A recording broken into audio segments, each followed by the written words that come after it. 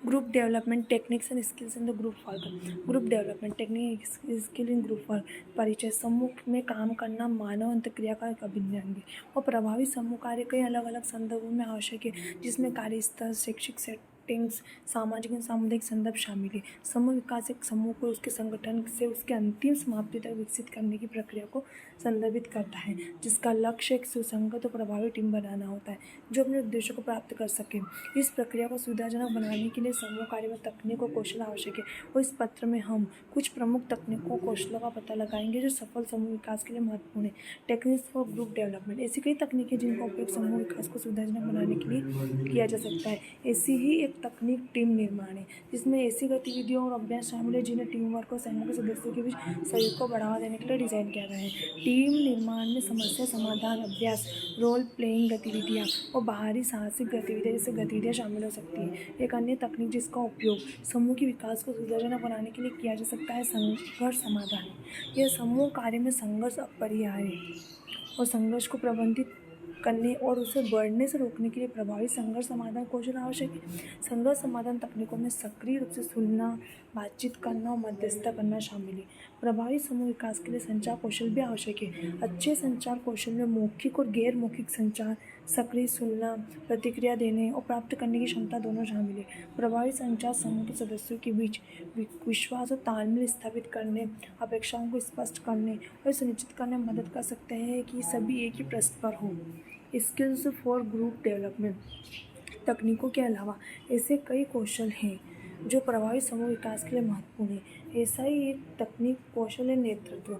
एक अच्छा नेता उन नेताओं लक्ष्यों को प्राप्त करने के लिए दिशा प्रदान करके, लक्ष्य निर्धारित करके और समूह के सदस्यों को एक साथ काम करने के लिए प्रेरित करके समूह के विकास को सुगम बना सकता है। नेतृत्व कौशल में कार्यों को सौंपने की क्षमता, प्रभावी ढंग से संवाद करने और दूसरों को प्रेरित करने की क्षमता शामिल है। प्रभावी समूह विकास के लिए एक अन्य महत्वपूर्ण कौशल सहयोग है। सहयोग में एक समान लक्ष्य के लिए एक साथ काम करना शामिल है और दूसरों को सुनना, समझौता करने और नए विचारों के लिए खुले रहने की इच्छा की आवश्यकता है। सहयोग कौशल में एक टीम में काम करने, विचारों और प्रतिक्रियाओं को साझा करने और आम सहमति बनाने की क्षमता शामिल है। प्रभावी समूह विकास के लिए समस्या समाधान कौशल भी महत्वपूर्ण है। समूह कार्य में अक्सर समस्या समाधान शामिल होता है और प्रभावी समस्या समाधान कौशल ये सुनिश्चित करने में मदद कर सकता है कि समूह अपने उद्देश्यों को प्राप्त करने में सक्षम है। समस्या को सुलझाने के कौशल में समस्या की पहचान करने, संभावित समाधान का विश्लेषण करने, मूल्यांकन करने और समाधान की प्रभावशीलता को लागू करने और मूल्यांकन करने की क्षमता शामिल है। निष्कर्ष। कई अलग अलग संदर्भों में सफलता प्राप्त करने के लिए प्रभावी समूह विकास आवश्यक है।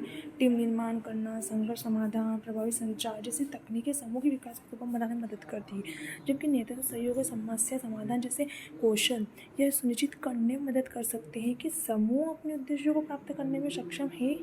इन कौशल को विकसित करके और इन तकनीकों का उपयोग करके समूह अधिक प्रभावी ढंग से काम कर सकते हैं और अधिक सफलता प्राप्त कर सकते हैं। Group development, group climate. परिचय। एक समूह के दो या दो से अधिक लोगों के रूप में परिभाषित किया जा सकता है जो एक दूसरे के साथ बातचीत करते हैं, एक सामान्य उद्देश्य साझा करते हैं और अपनेपन की भावना रखते हैं। एक समूह के विकास को कई चरणों में वर्गीकृत किया जाता है, जिसमें गठन, तूफान, मानकीकरण, प्रदर्शन और स्थगित करना शामिल है। इस पत्र में हम उन महत्वपूर्ण कारकों में से एक पर ध्यान केंद्रित करेंगे जो समूह के विकास को प्रभावित करते हैं। अतः समूह जलवायु एक समूह के भावनात्मक स्वर वातावरण को संदर्भित करता है और समूह के कामकाज, उत्पादकता, सदस्यों की भलाई पर महत्वपूर्ण प्रभाव डाल सकता है। Factor influencing group climate. कई कारक नेतृत्व शैली, सदस्य विशेषताओं, संचार पैटर्न, कार्य विशेषताओं, संगठनात्मक संस्कृति सहित समूह जलवायु को प्रभावित करते हैं। आइए इन कारकों पर विस्तार चर्चा करेंगे। नेतृत्व शैली। समूह के नेता द्वारा अपनाई गई नेतृत्व शैली समूह के माहौल को महत्वपूर्ण रूप से प्रभावित कर सकती है। उदाहरण के लिए एक लोकतांत्रिक नेतृत्व शैली जो खुले संचार, सक्रिय भागीदारी को बढ़ावा देती है, एक सकारात्मक समूह वातावरण बना दे सकती है। इसके विपरीत एक निरंकुश नेतृत्व शैली जो नियंत्रण, शक्ति और अधिकार पर जोर देती है, एक नकारात्मक समूह वातावरण बना सकती है। सदस्यों की व्यक्तिगत विशेषता जैसे व्यक्तित्व, मूल्य, दृष्टिकोण समूह के वातावरण को प्रभावित कर सकते हैं। उदाहरण के लिए सदस्य खुले विचारों वाले, सहिष्णु और सहायक एक सकारात्मक समूह वातावरण में योगदान कर सकते हैं, जबकि शत्रुतापूर्ण, आक्रामक और आक्रामक है वे एक नकारात्मक समूह वातावरण बना सकते हैं। संचार पैटर्न। जिस तरह से समूह के सदस्य एक दूसरे के साथ संवाद करते हैं और समूह के माहौल को प्रभावित कर सकते हैं। उदाहरण के लिए प्रभावी संचार जो सक्रिय रूप से सुनने, सम्मानजनक संवाद और संरचनात्मक प्रतिक्रिया को बढ़ावा देते हैं, एक सकारात्मक समूह बना सकता है। इसके भी संचार पैटर्न जिसमें दखल देना, हावी होना, दूसरों की राय को खारिज करना शामिल है, एक नकारात्मक समूह वातावरण बना देता है। कार्य की विशेषता, समूह को सौंपे गए कार्य की प्रकृति भी समूह की जलवायु को प्रभावित कर सकती है। उदाहरण के लिए एक चुनौतीपूर्ण और सार्थक कार्य जिसमें सहयोग, रचनात्मकता, समस्या समाधान की आवश्यकता होती है, एक सकारात्मक समूह वातावरण बना सकती है। इसके विपरीत एक नीरस, अरुचिकर और अप्रासंगिक कार्य एक नकारात्मक समूह वातावरण बना सकते हैं। संगठनात्मक संस्कृति जिसके अंतर्गत समूह संचालित है, समूह की जलवायु को भी प्रभावित कर सकते हैं। उदाहरण के लिए एक संगठन जो विविधता, सहयोग, कर्मचारी की भलाई को महत्व देता है, एक सकारात्मक समूह वातावरण बना सकता है।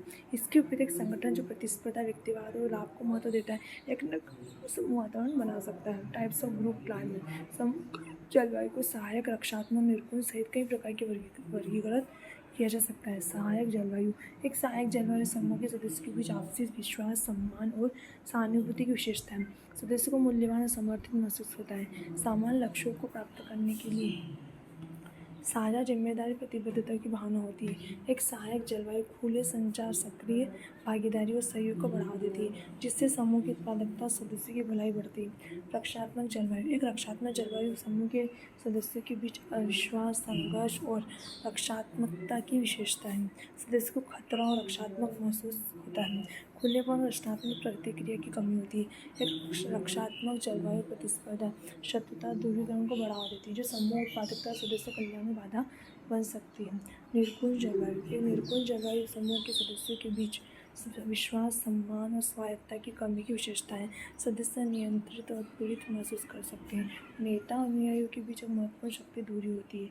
एक निरकुश जलवायु अनुरूपता, आज्ञाकारिता और निर्भरता की भी बढ़ावा देती है, जो समूह की उत्पादकता, सदस्य के कल्याण में बाधा बन सकती है।